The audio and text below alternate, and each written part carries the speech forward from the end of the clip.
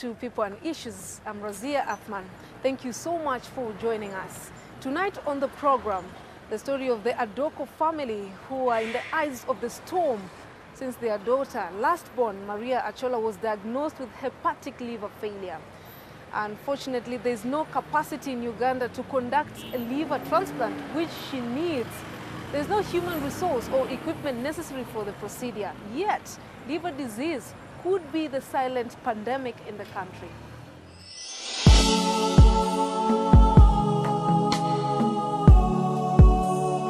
At a time like this, 7-year-old Maria Achola would be revising her books, preparing for the next class tomorrow. She's in primary 4 at St. Ponciano Primary School in Boyogerere. Her family members say she's usually a cheerful kid, but when we visit her house in Boyogerere, we find it silent, like something was missing. But I'm a mother of 6 children, Maria being the last born. All those other ones, they are fine. Maria has been a very healthy child since her childhood. She was just very normal, we didn't have any problem. So when she started going to nursery, that was when she was about 5 years old.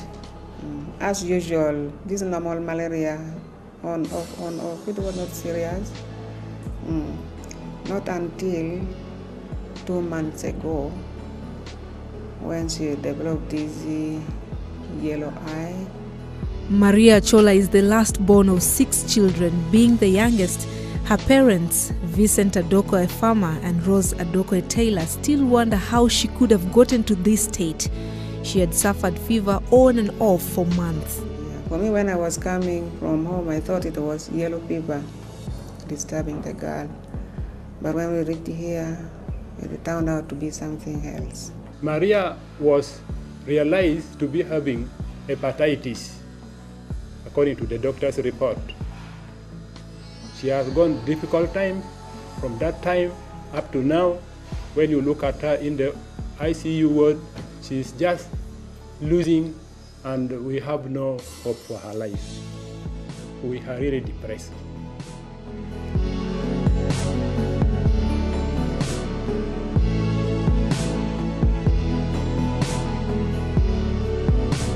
It is now the 3rd week since Achola has been admitted at the International Hospital Kampala with acute viral hepatitis. We realized this problem. She realized it on the 1st of May this year. And on the 2nd of May, the girl was rushed here. On that day, she was admitted. This is the 3rd admission. She would be admitted, discharged, admitted, discharged. This is the 3rd one. The treatment continued, and all of us were expecting that this girl was going to get well. The idea of a liver transplant is just coming up when the treatment has not reversed the bad trend of the liver deteriorating. So this is a new development of the liver transplant, and it has got us out of any arrangement. Acute viral hepatitis can be caused by 5 hepatitis viruses, A, B, C, D, and E, and probably other as yet unidentified viruses.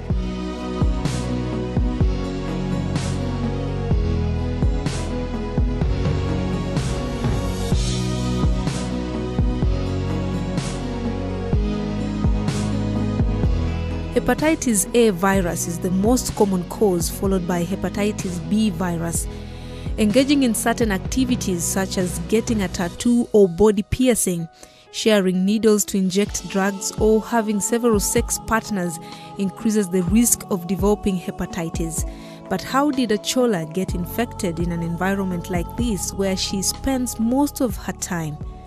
Maria is such a lovely girl, and it's a sad story to watch her deteriorate every day with a condition that we all do know, we are very confident, viral hepatitis A. But Maria is very unfortunate. She must be the 1% to 2% of unfortunate children who get a very fulminant type of viral hepatitis A that just causes liver failure. And we've been seeing her for 2 months now, and she's been quite sickly. And initially, she, like we'd all assume, viral hepatitis A it can resolve spontaneously, and many children do recover from it very well. But unfortunately, Maria is not one of them. Doctors suspect the infection on the basis of its symptoms. During the physical examination, a doctor presses on the abdomen above the liver, which is tender and somewhat enlarged in about half of the people with acute viral hepatitis. People affected with it may have a poor appetite, nausea, vomiting, fever, or pain in the upper right part of the abdomen. Viral hepatitis is really an infection of the liver caused by hepatitis A, a type of vaccine that virus that really damages the liver, and it gets sick. Can be picked from food. And it's really an oral-fecal transmission of this virus. Many associate this condition only with people of mature age, though there has not been sufficient statistical research on the disease in Uganda. The doctors at IHK say it is a silent pandemic. This infection has been quite common in the past few months. This year we've got several cases of viral hepatitis A. According to the Independent magazine, in 2009 and 2010, Mulago National Referral Hospital received 364 male referrals and 246 female referrals in outpatient. Out of these received patients, 174 males were admitted and 125 females were admitted as well. Although the number of admissions in 2011 and 2012 shot up for the females from 125 to 138, the number of male admissions dropped from 174 to 165.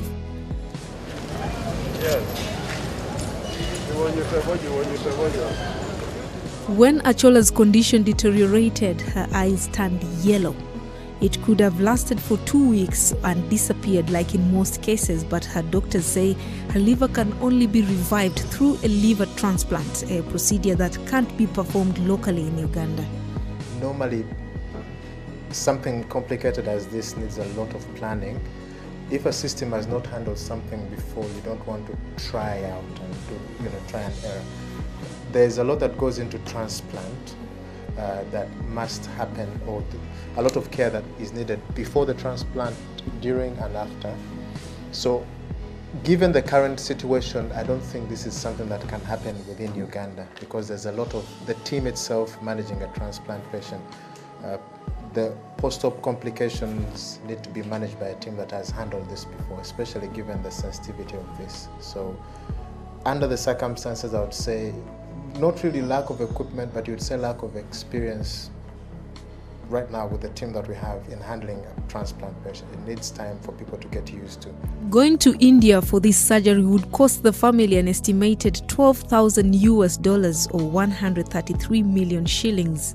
We ideally would like to get her out of the country to India within the next week. So as you can see, it's pretty urgent. The liver transplant found Achola's parents off guard. They say they can't afford it, yet it is the only thing needed for their daughter to live. I'm wondering what is going on in your mind, knowing that her chance of survival is actually getting that money and getting her on the plane to India. What do you feel about that? Like right now, where you're standing? I am so disturbed with this recent development. This is a situation which I have come, and I was not prepared for these eventualities. I can't raise this sum of money to take my sick child for a liver transplant. And yet, I really needed a situation where this girl's life is spared. I'm not in a position to raise that money just from farming, which is my occupation. But viral hepatitis can be prevented. According to Dr. Sarah Bonita Musoke of IHK, hepatitis A vaccine is recommended for all children and for adults likely to be exposed to the virus. The vaccine costs 23,000 shillings. And now your angle on the story. Remember, the hashtag is Save Maria on Twitter and Facebook. On your angle tonight, Dafin Namutosi from Kampala thinks that since we don't have the equipment and expertise in Uganda, the government should provide 50%, and anyone who is able can help raise the balance to save a life. Zainab Abdallah says even 50% is a lot for people to afford.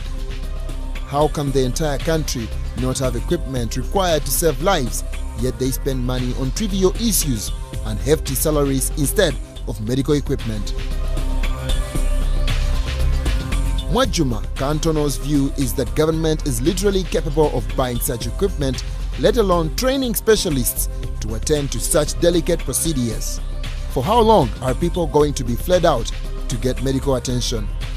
Why won't the government include such matters of importance when budgeting for the country?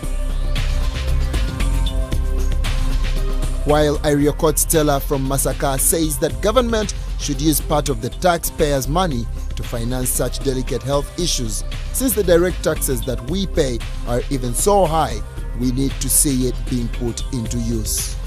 Thank you for those brilliant views. On average, you're all saying that government should partly fund such treatment costs. Now, it's one thing to have the funds ready for the procedure, but another to get someone who is willing to give up part of their body so that another person can survive. Is Maria Achola's donor ready mentally and physically? Stay with us.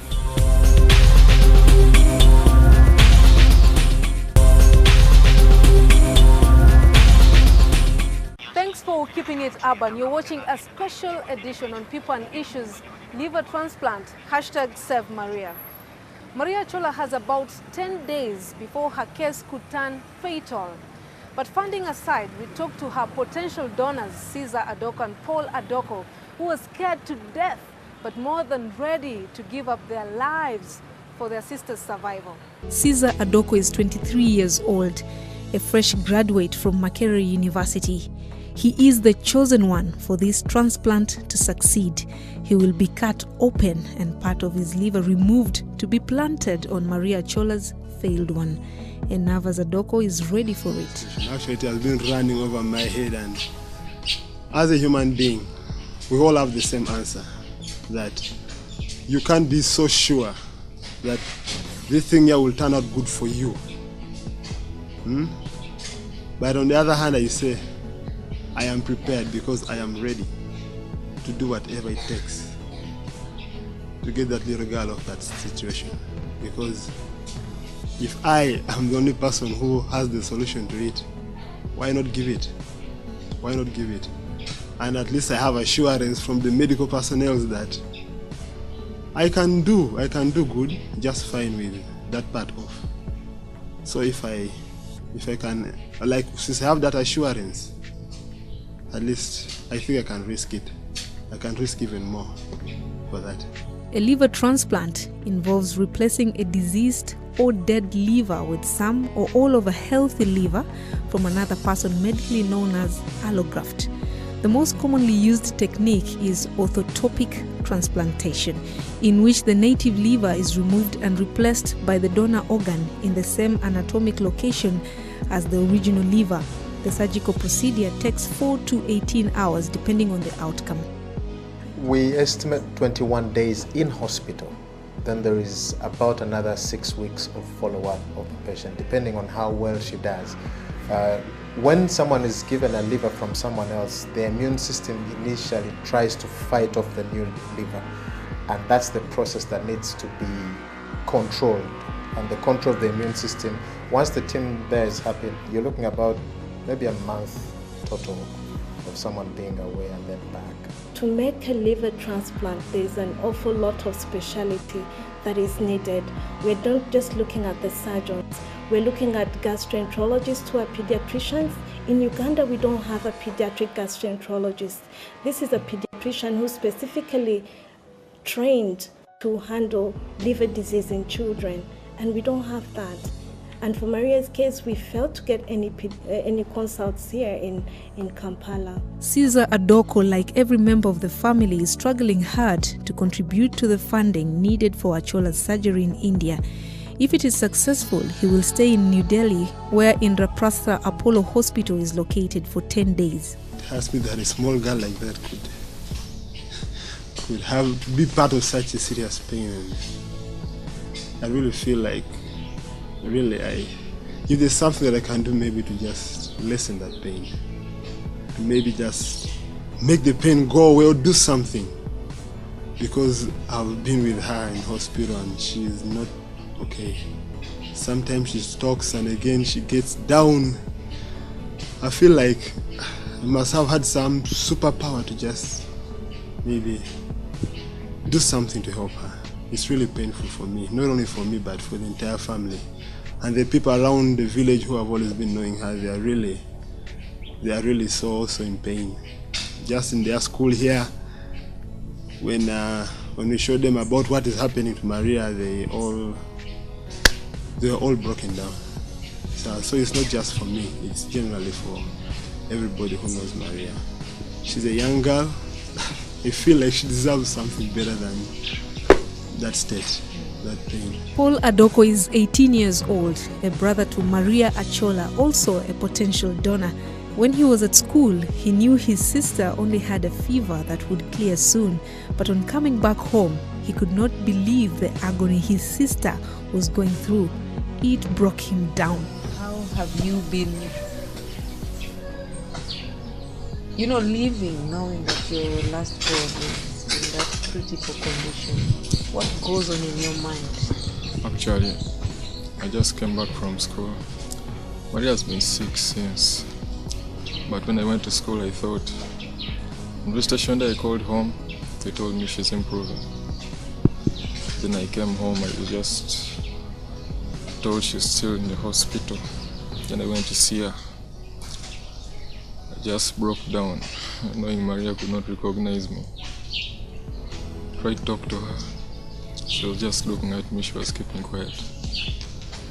It has been disturbing me ever since. That's when I got to know about her sickness. But he's ready in case he's the one to donate a liver. But of course this is something that actually scares me. But I can't think twice about it. I have to do it.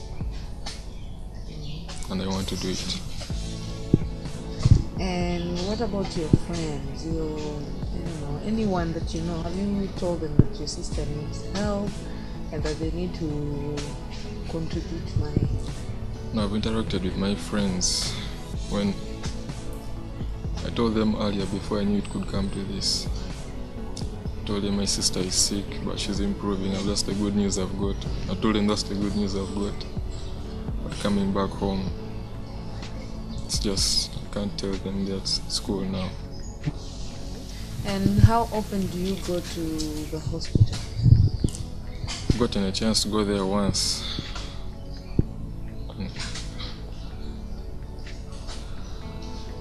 Went there once.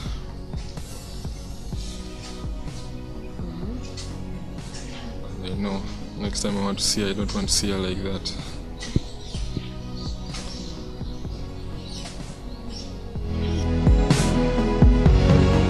Lucy Molo is Achola's auntie.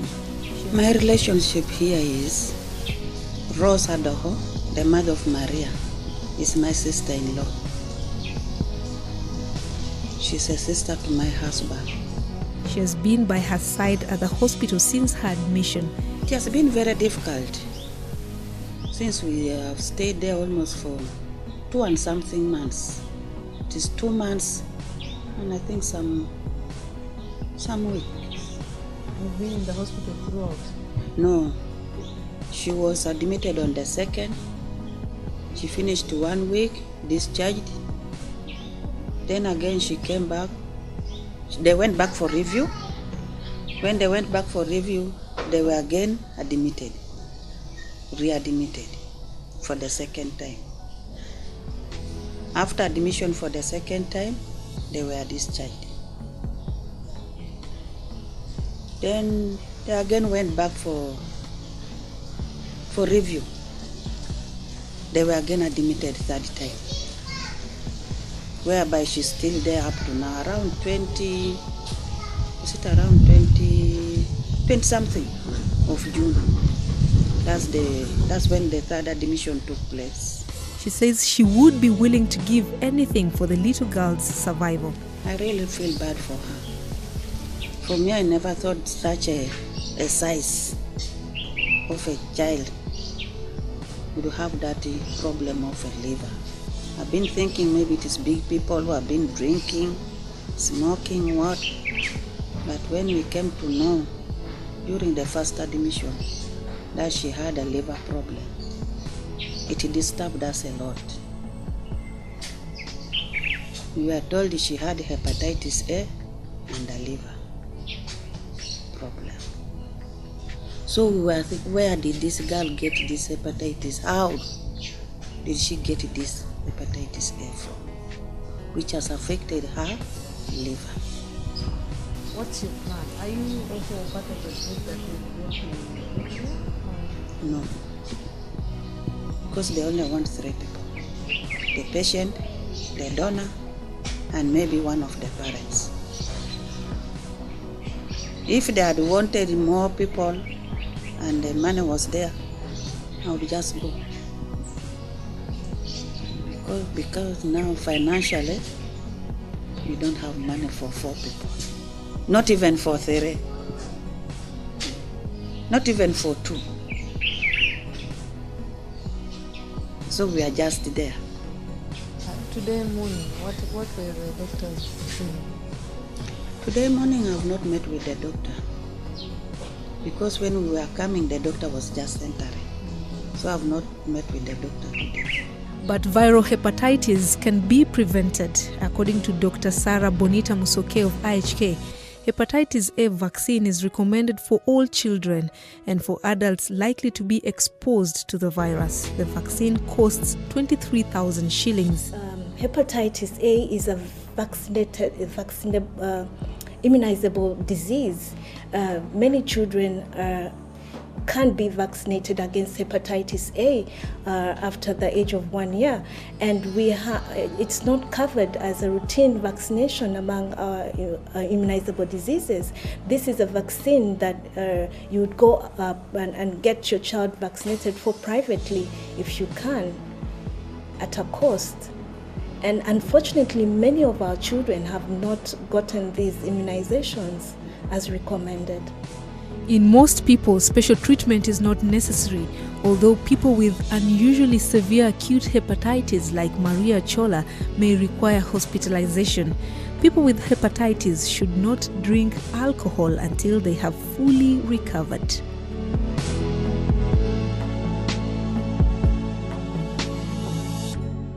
Well, that's it for People and Issues this week. Our prayer here is that we get to serve Maria. 133 million shillings needed for the liver transplant. If you want to make any contributions, you can check the details right here. And I will leave you with a quote.